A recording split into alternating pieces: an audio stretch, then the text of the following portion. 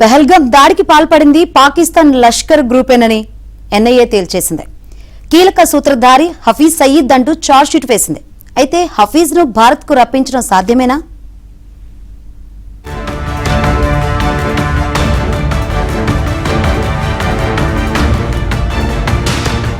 పహల్గాం ఉగ్రదాడికి సంబంధించిన దర్యాప్తులో కీలక పరిణామం చోటు చేసుకుంది. ఈ ఘటనలో లష్కరే తోయిబా వ్యవస్థాపకుడు హఫీజ్ సయీద్ ను కీలక సూత్రధారిగా పేర్కొంటూ జాతీయ దర్యాప్తు సంస్థ అనుబంధ చార్జ్షీట్ దాఖలు చేసింది. ఈ దాడికి ఉగ్రవాదంలో ఆదేశించడం దగ్గర నుంచి కుట్రకు ప్రణాళిక రూపొందించడం, దాన్ని అమలు చేసేలా సయీద్ ఎప్పటికప్పుడు సమీక్షించినట్లు ఆధారాలున్నాయని ఎన్ఐఏ పేర్కొంది.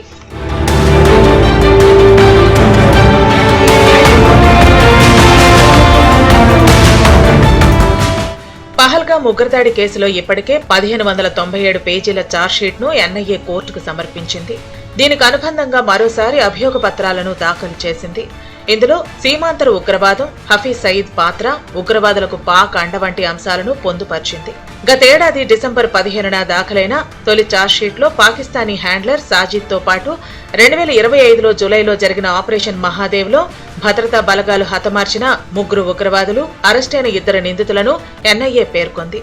దాడిలో లష్కరే తోయిబా, దాని అనుబంధ సంస్థ అయిన టీఆర్ఎఫ్ సంస్థల పాత్ర గురించి అభియోగ పత్రంలో చేర్చింది.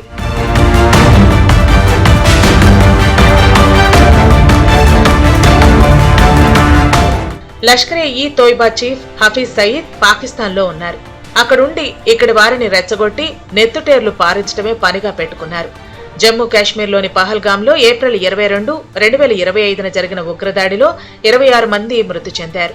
మారణ హోమం సృష్టించిన ఉగ్రవాదులు ద రెసిస్టెన్స్ ఫ్రంట్ కు చెందినవారు. ఈ టీఆర్ఎఫ్ లష్కర్ కోసం జమ్మూ కాశ్మీర్లో పనిచేస్తున్న ఒక గ్రూప్ అని తేలింది.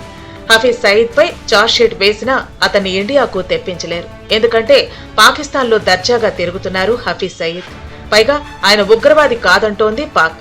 మాత్రాన చార్జ్ షీట్ దాఖలైనంత మాత్రాన అతనికి పాకిస్తాన్ అప్పగిస్తాన నమ్మకం లేదు. అందులో పాకిస్తాన్ ఒక శత్రు దేశము అండ్ పాకిస్తాన్ యొక్క బుద్ధి అందరికి తెలిసిందే ప్రపంచ దేశాలకి. అది ఉగ్రవాదానికి అండదండలుగా ఉండి ఉగ్రవాదానికి నీడనిచ్చే దేశం అది. సో వాళ్ళు హఫీజ్ సయీద్ని అప్పగిస్తారనేది కల్లో మాట. అది మామూలు పౌరులు ఎవరైనా చెప్తారు. కానీ నేను చెప్పినట్టు ఆ చార్జ్ షీట్ అనేది ప్రపంచ దేశాల దృష్టిలో ఈ పాకిస్తాన్ యొక్క ముసుగుని తీయడానికి, ఉగ్రవాద ముసుగుని తీయడానికి క్లియర్ గా తెలుస్తుంది. అండ్ పాకిస్తాన్ యొక్క ఉగ్రవాద నీడల్ని అండ్ ఉగ్రవాదాన్ని ఎలా కాపాడుతుంది పాకిస్తాన్ అనే దాన్ని ప్రపంచ దేశాల ముందు చూపించడానికి పనికొస్తుంది.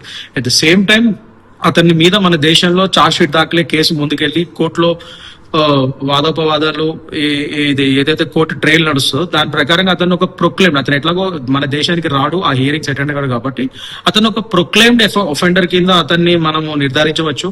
ప్రొక్లైమ్డ్ ఒఫెండర్ కింద ఒకసారి అతని మీద ఆ ముద్ర పడితే అతని మీద మనం రెడ్ కార్నర్ నోటీస్ ఇష్యూ చేసి మనము ఆ విధంగా ప్రపంచ దేశాలతో కూడా మాట్లాడి ఇంటర్పోల్ ఒక సహాయం తీసుకుని అతన్ని ఎక్స్ట్రాడిషన్ చేసుకునే విధంగా అతని మీద బలమైన సాక్ష్యాలు నిరూపితమై పహల్గాం దాడుల్లో అతనే మూల కారణమని బలమైన సాక్ష్యాలు దొరికితే రెడ్ కార్నర్ నోటీస్ కూడా ఫ్యూచర్ లో ఇష్యూ చేసి అతను మన దేశానికి వాపస్ తీసుకొచ్చే ఛాన్సెస్ ఉన్నాయి. At the same time proclaimed offender కింద హఫీజ్ సయీద్ ను ఉగ్రవాదిగా ఐక్యరాజ్య సమితి, అమెరికా, భారత్ సహా చాలా దేశాలు ప్రకటించాయి.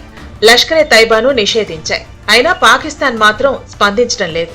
2005 ఢిల్లీ పేలుళ్లు, 2006 ముంబై ట్రైన్ బ్లాస్ట్స్, 2008 ముంబై దాడుల్లోనూ హఫీజ్ సయీద్ దోషిగా తేలాడు. హఫీజ్ సయీద్ ను జైల్లో ఉన్నాడని పాకిస్తాన్ చెబుతున్నా ఆయన మాత్రం దర్జాగా తిరుగుతున్నాడు. ఆయన్ను భారత్ కు అప్పగించడం లేదు. భారత్ లో ఉగ్రవాదాన్ని ప్రోత్సహిస్తున్న పాక్ అదే ఉగ్రపాము కాటుకు బలవుతోంది.